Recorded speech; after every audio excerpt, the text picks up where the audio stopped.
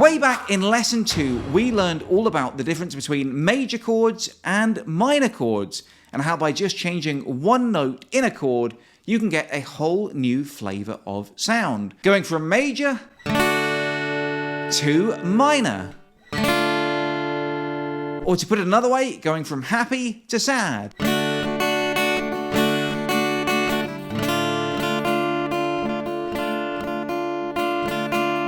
Then we used some of those minor chords to learn a few of our favourite songs by the likes of David Bowie, Eric Clapton and R.E.M.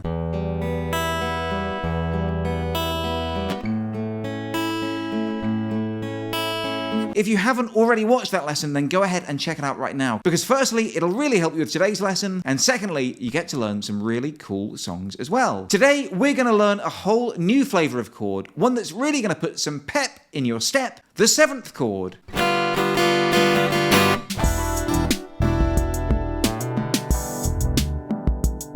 In the lesson on minor chords, we learnt that the way to put together a major or a minor chord was to add the 1st, 3rd and 5th notes of a scale together. So for example, for the chord of D major, we'll put a D, an F sharp, an A, and another D to give us a D major.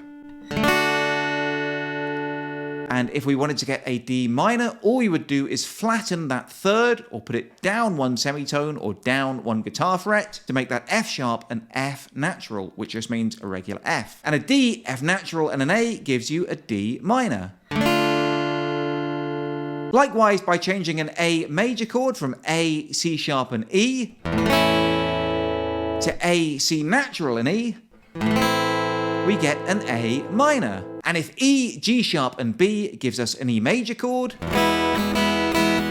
just flattening that G sharp to an open G string gives us the E minor chord.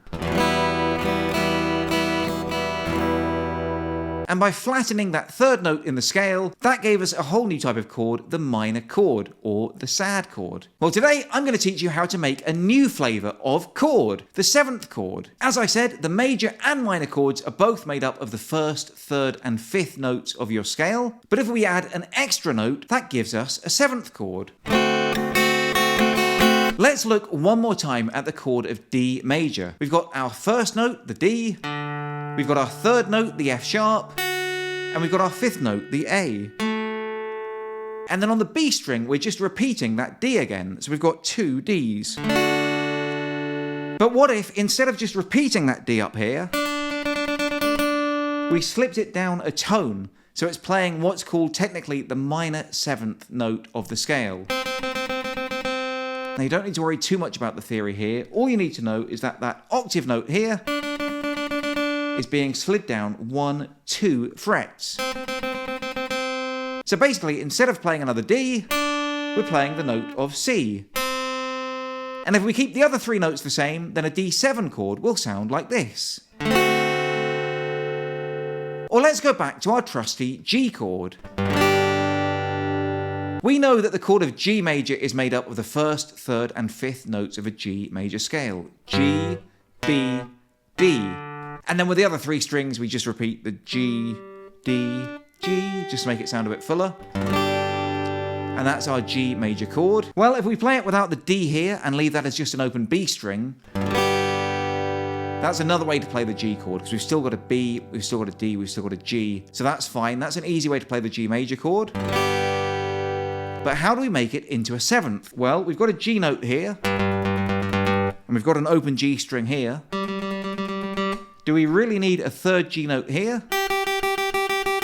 I would say we don't really need one. So what we can do is just slide that back 1, 2 frets here, and instead of a G, we end up with an F. And let's play the rest of the G chord the same. And our G7 sounds like that. So we've just learned 2 7th chords. We've got D major here. Turn that into a 7th chord and it should sound like this.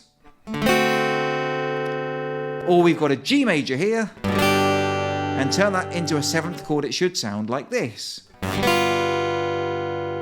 Now you remember with our major chords, they sounded kind of happy. And our minor chords sound kind of sad. But our 7th chords sound kind of maybe incomplete or a little bit out there. And that's because a 7th chord is a chord that you use for traveling. It's a sort of in-between chord. So often you won't stick around on a 7th chord for very long. You'll use it when you're changing between chords. For example, instead of going from a G straight to a C, you might want to add in a G7 chord just to make a bit more of a journey out of it.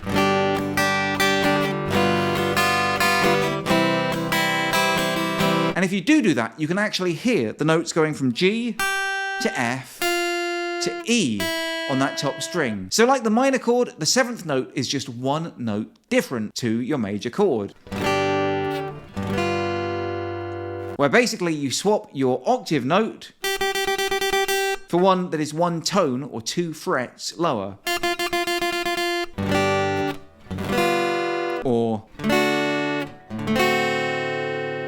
so a 7th chord can either sound a little bit jazzy, and you might play it like this,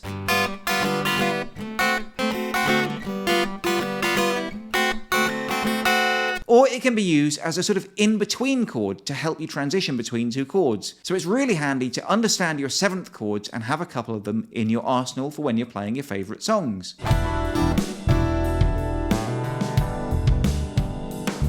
By the way, just in case you guys were wondering, this tremendous wafer-thin guitar, the travel guitar, was given to me by my good friends at Carla. If you'd like to find out more information about this particular guitar, or just save money on a brand new musical instrument, whether it's guitar or ukulele or bass, anything on the Carla website, just click on my special affiliate link in the video description below. And just because you watch my videos, you'll get money off anything on the Carla website. Personally, I like this particular guitar because it's nice and thin and nice and lightweight, and it's got a built-in EQ, which means I can plug it straight into my computer and start recording right away.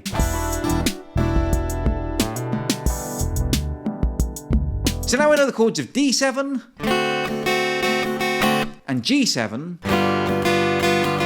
Let's have a look at a song that uses both of those chords. We're going to play one of my favourites, I'm a Believer by the Monkees. Everything you need is going to be right here on the screen for you to follow along, but if you'd like a PDF song sheet or a special bonus lesson on how to play the riff at the beginning, then sign up today to my Patreon page, patreon.com/uketeacher. You get a song sheet with every lesson, you get each video at least 24 hours before the rest of the world, and you get loads of other cool bonuses and perks and rewards as well, including special bonus lessons. That down, down, up, up, down, up strumming pattern that we've used in so many other songs works just fine here. I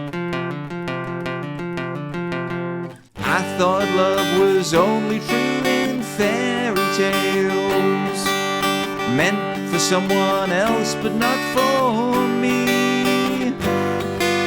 Love was out to get me, that's the way it seemed. Disappointment haunted all my dreams. Then I saw her face. Now I'm a believer, not a trace of doubt in my mind.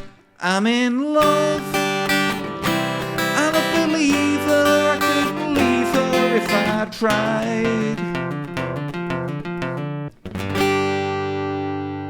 Now, did you notice how at the end of that second line, the G7 chord added just a little bit of flavour on the way down to the C major chord that starts the third line? Meant for someone else, but not for me. Love was out to get me. Now, if you wanted, you could just stick on that G chord. It would sound absolutely fine. Meant for someone else, but not for me.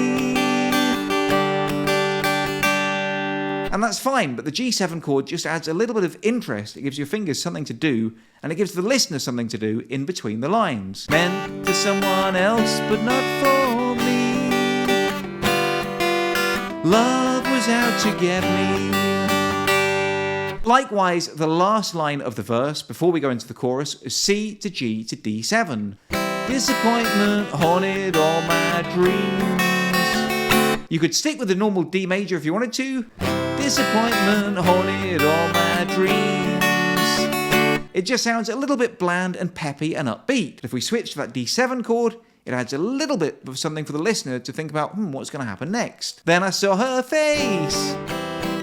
So in that song, we use the chords of G7 and D7 to add a little bit of flavour and just give the listener a little bit of something extra to listen to, aside from those plain happy-go-lucky major chords. And I think you'll agree, those seventh chords just jazz up the song and take it up a little extra notch.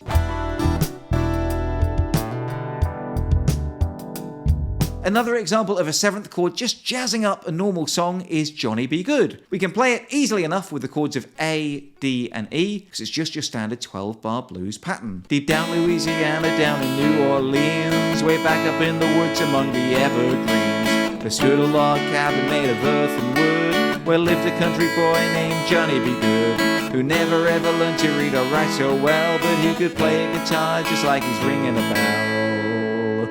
Sounds just fine with the A, D and E, but if we switch that E in the penultimate line to an E7, then again it adds just a little bit of jazzy uncertainty. It just gives the song a little bit of extra oomph that takes you into the cool chorus. So how do you play an E7 chord? Well, an E major chord is like this. We've got our E, our B, another E, we've got a G sharp, we've got another B and another E. Now to make that E major chord into an E7th chord, we need to add in a D, because that is the note that would be 2 frets or 1 full tone below an E. Now this top E is actually an open string, so we can't move that down 2 frets. But if you remember all the way back to lesson 1, I mentioned that loads and loads of notes on the guitar actually appear in several different places. So this E here can also be found on the 5th fret of the B string. So what we can do is move this E down 1, 2 frets to give us a D note. So we'll go back to that E major shape, but add in a D note here on the 3rd fret of that B string, and our E7 chord is like that. So let's go ahead and play through Johnny Be Good. It's a blues riff in A, follow me for the changes and try to keep up. Deep down Louisiana, close to New Orleans, way back up in the woods among the evergreens, there stood a log cabin made of earth and wood, where lived a country boy named Johnny Be Good, who never ever learned to read or write so well, but he could play a guitar just like he's ringing a bell. Go, go, go Johnny, go, go, go Johnny, go, go, go Johnny, go, go, go, go Johnny, go, go, go, Johnny Be Good. And Johnny Be Good is a super fun, easy song to play with just those 3 basic chords. But what I'm going to do later in the course, as you may have seen in my preview, we'll be doing at least one lesson on blues scales and how to play that blues riff at the beginning.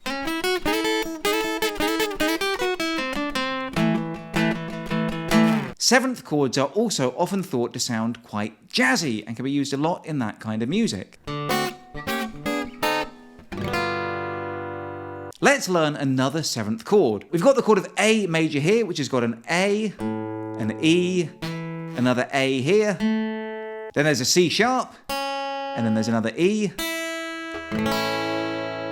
So the A7 chord is nice and easy because we'll just take out that octave A here and make it 1 note lower to leave an open G string. So an A major chord is this. And if we just take out that highest A note here and leave the open G string, that gives you your A7. So we've already learnt major chords. We've learnt their sad equivalent, the minor chord. And we've learnt their jazzy equivalent, the 7th chord. But can we combine the 2 to make a minor 7th? Well, yes, of course we can. Let's go back to that D major chord here. Now, what did we do to make that a minor chord? We moved our 3rd note down to an F to make it a minor. And what did we do to make it a 7th? Well, we moved that octave D here down to C. So, to make it a minor 7th, all you have to do is both of those things at the same time. Instead of a D major chord, or a D minor chord, or a D7th chord, we have the C and the F note at the same time. So a D minor 7th sounds just like this. And I love the sound of a minor 7th chord. Let's learn another example, an E minor 7. We've got our E major chord here. We've learnt the sad version of it here, the minor chord. And we've learnt the jazzy version here, the 7th chord. Now to combine the two, all we have to do is play that E 7th chord and lift off our first finger to make it the E minor 7th chord. And does that chord sound familiar? Well, it should do, because it's the one I use for all my interstitial graphics on these very lessons.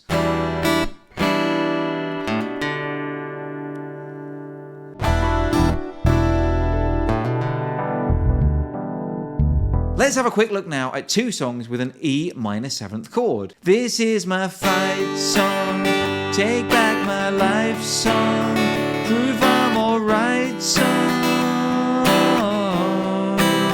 My power's turned on, starting right now, I'll be strong. I'll play my fight song, and I really don't care if nobody else believes me. 'Cause I've still got a lot of fight left in me. Or another fun song with an E minor 7th chord repeated throughout is Our Song by Taylor Swift. It's just D to E minor 7 to G to A, pretty much all the way through. I was riding shotgun with my hair undone in the front seat of his car. We got a one-hand feel on the steering wheel, the other on my heart. I looked round, turned the radio down, he said, baby, is something wrong? I say nothing, I was just thinking how we don't have a song.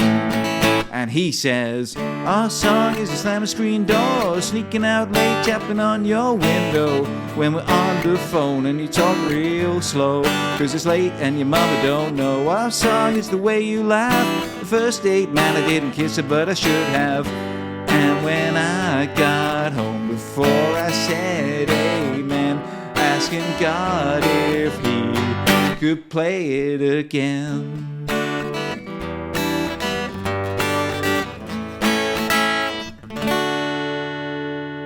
So before today's lesson, we already knew the major chords and the minor chords, i.e. the happy chords and the sad chords.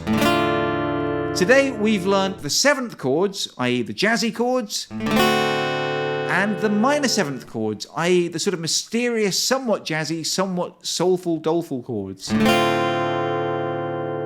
So be sure to sign up today to patreon.com/uketeacher to get a bonus lesson on that little riff at the start of the Monkees song, and to get PDF song sheets for every single song that I've played a part of here today. Don't forget, I post a brand new guitar lesson each and every Wednesday for free right here on YouTube, as well as, of course, a ukulele lesson every Sunday. So be sure to subscribe and turn on those notifications so you never miss a lesson. If you have any requests for future lessons, then let me know right now in the comments below. Otherwise, until next time, I love you all and I wish you the best.